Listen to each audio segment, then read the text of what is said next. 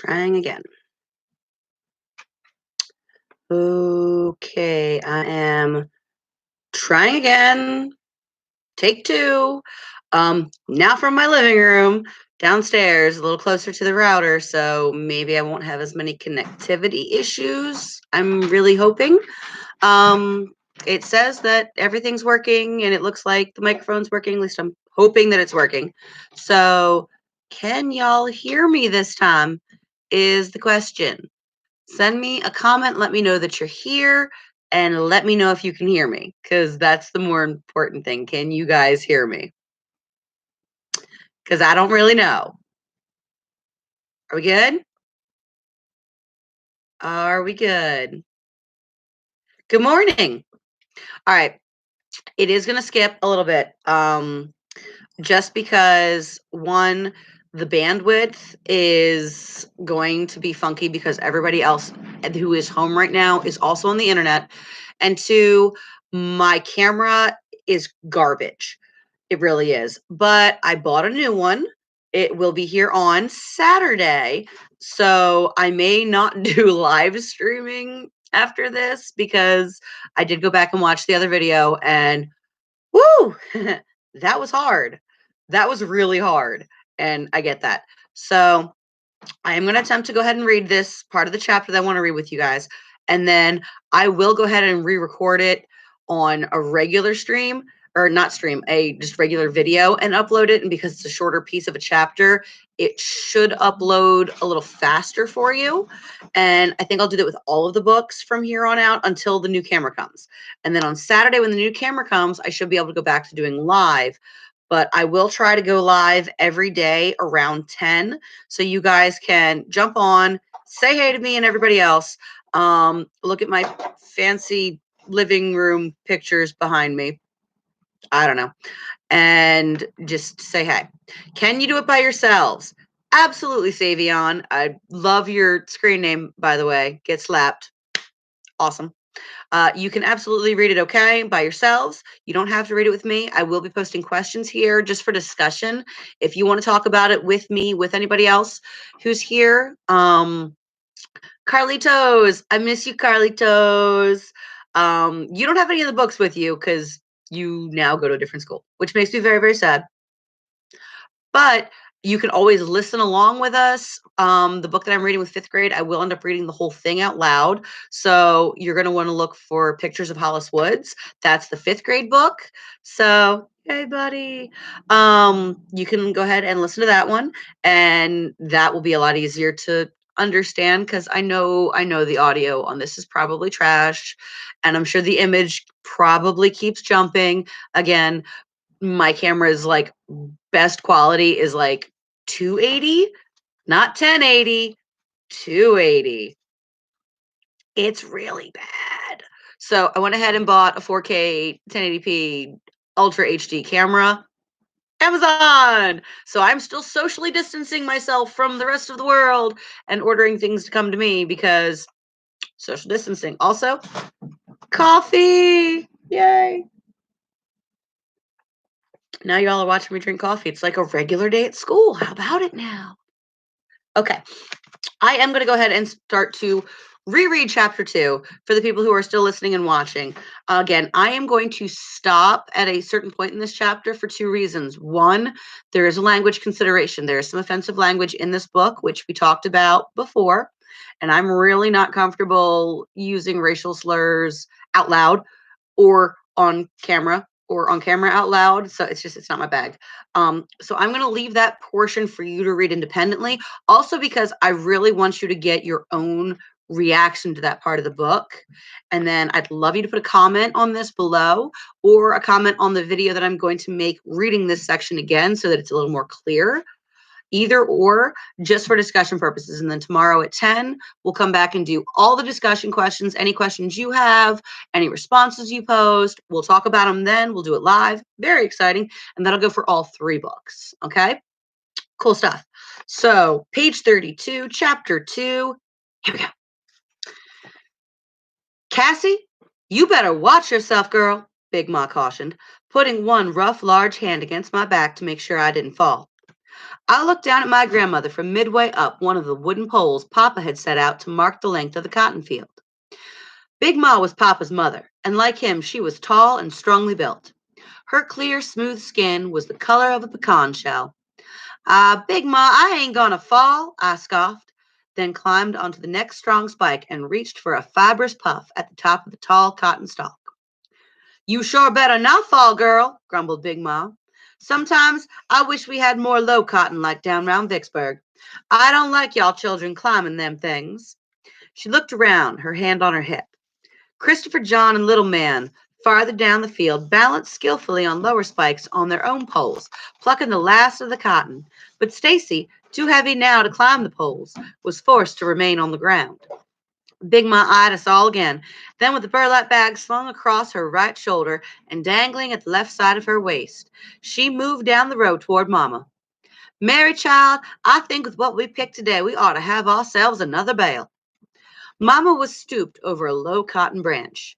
She stuffed one last puff into her bag and straightened. She was tawny colored, thin and sinewy, with delicate features and a strong-jawed face, and though almost as tall as Big Ma, she seemed somewhat dwarfed beside her. I expect you're right, Mama, she said. Come Monday, we better haul it up to the Granger place and have it ginned. Then we can... Cassie, what's the matter? I didn't answer Mama. I had moved to the very top of my pole and could now see above the field to the road where two figures, one much taller than the other, were walking briskly. As the men rounded a curve in the road, they became more distinct. There was in the easy, fluid gait of the shorter man a familiarity that made me gasp. I squinted, shadowing my eyes from the sun, then slipped like lightning down the pole. Cassie, it's Papa! David?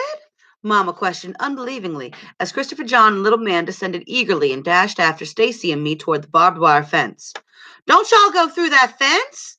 Big Ma called after us, but we pretended not to hear. We held the second and third rows of the prickly wire wide for each other to climb through. Then all four of us sped down the road toward Papa. When Papa saw us, he began running swiftly, easily, like the wind. Little Man was the first to reach him. We swept lightly upward in Papa's strong hands as Christopher John, Stacy, and I crowded around.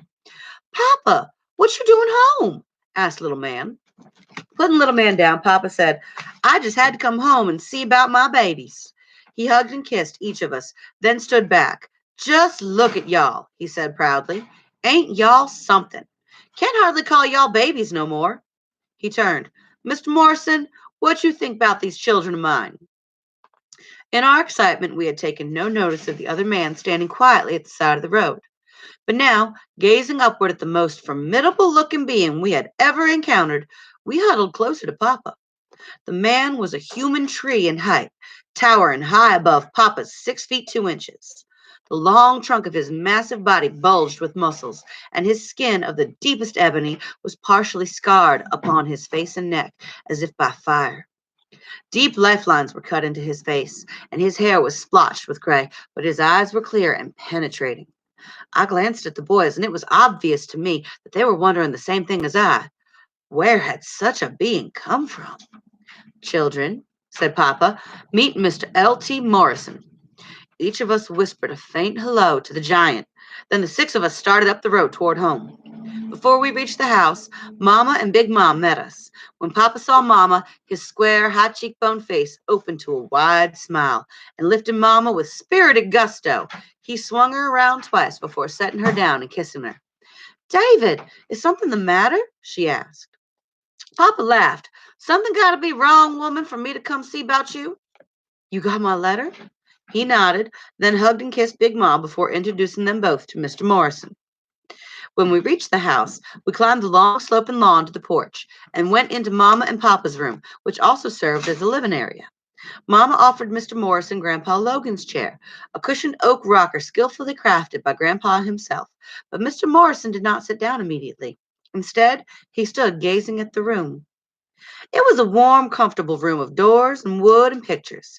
From it, a person could reach the front or the side porch, the kitchen, and the 2 other bedrooms. Its walls were made of smooth oak, and on them hung gigantic photographs of Grandpa and Big Ma, Papa and Uncle Hammer when they were boys, Papa's 2 eldest brothers who were now dead, and pictures of Mama's family. The furniture, a mixture of Logan-crafted walnut and oak, included a walnut bed whose ornate headboard rose halfway up the wall toward the high ceiling, a grand chiffonier with a floor-length mirror, and a large roll-top desk which had once been Grandpa's but now belonged to Mama, and the 4 oak chairs, 2 of them rockers, which Grandpa had made for Big Ma as a wedding present. Mr. Morrison nodded when he had taken it all in, as if he approved, then sat across from Papa in front of the unlit fireplace. The boys and I pulled up straight-back chairs near Papa as Big Ma asked, "How long you gonna be home, son?" Papa looked across at her. "Till Sunday evening," he said quietly. "Sunday?" Mama exclaimed. "Why, today's already Saturday." "I know, baby," Papa said, taking her hand, "but I gotta get that night train out of Vicksburg so I can get back to work by Monday morning." Christopher John, Little Man, and I groaned loudly, and Papa turned to us. "Papa, can't you stay no longer than that? Last time you come home, you stayed a week," I said. Papa pulled gently on one of my pigtails. "Sorry, Cassie girl, but I stay any longer, I might lose my job." "But Papa, listen all of y'all," he said, looking from me to the boys, to Mama and Big Ma. "I come home special so I could bring Mr. Morrison. He's going to stay with us a while." If Mama and Big Ma were surprised by Papa's words, they did not show it, but the boys and I looked with wide eyes at each other, then at the giant. "Mr. Morrison lost his job on the railroad a while back," Papa continued, "and he ain't been able to find anything else. When I asked him if he wanted to come work here as a hired hand, he said he would. I told him we couldn't afford much, food and shelter, and a few dollars in cash when I come home in the winter." Sorry, I'm trying to listen to the story. Then sit down and listen. Yeah. Okay. Thank you. Hi, everybody. Put your hand on my picture. Child. Is there any pictures in the book? No, there's not. Yay! Shh. Quiet. "Oh, you don't make me lose my place." Mama turned to Mr. Morrison, studied him for a moment, and said, "Welcome to our home, Mr. Morrison." "Ms. Logan," said Mr. Morrison in a quiet, deep voice, like the roll of low thunder, "I think you ought to know I got fired off my job. Got in a fight with some men, beat 'em up pretty bad." Mama stared into Mr. Morrison's deep eyes. "Whose fault was it?" Mr. Morrison stared back. "I'd say theirs." "Did the other men get fired?" "No, ma'am," answered Mr. Morrison. "They was white." Mama nodded and stood. "Thank you for telling me, Mr. Morrison. You're lucky no worse happened, and we're glad to have you here, especially now." Then she turned and went into the kitchen with Big Ma to prepare supper, leaving the boys and me to wonder about her last words. "Stacy, what you think?" I asked as we milked the cows in the evening. "How come Papa come home and brung Mr. Morrison?" Stacy shrugged. "Like he said, I guess." I thought on that a moment. "Papa ain't never brung nobody here before." Stacy did not reply. "You think, Stacy, you think it's 'cause of them burnings TJ was talking about?" "Burnings?" piped Little Man, who had interrupted his feeding of the chickens to visit with Lady, our golden mare. "What's burnings got to do with anything?" "That happened way over by Smellings Creek," said Stacy slowly, ignoring Little Man. "Papa got no need to think—" His voice trailed off, but he stopped milking. "Think what?" I asked. "Nothing," he muttered, turning back to the cow. "Don't worry about it." I glared at him. "I ain't worrying. I just want to know, that's all. And I bet you anything Mr. Morrison come here to do more'n work. Sure wish I knew for sure." Stacy made no reply, but Christopher John, his pudgy hands filled with dried corn for the chickens and his lower lip quivering, said, I I know what I wish. I wish Papa didn't have to go away no more. I wish he could just stay and stay." And that's where I'm actually going to stop. I know, I'm sorry. The church scene, y'all going to read on your own, for those of you who have this book and are reading it with me. And I want you to think about what Stacy said about Mr. Morrison and why he was here, and what Mama said about why she was now glad he was here, considering what was going on.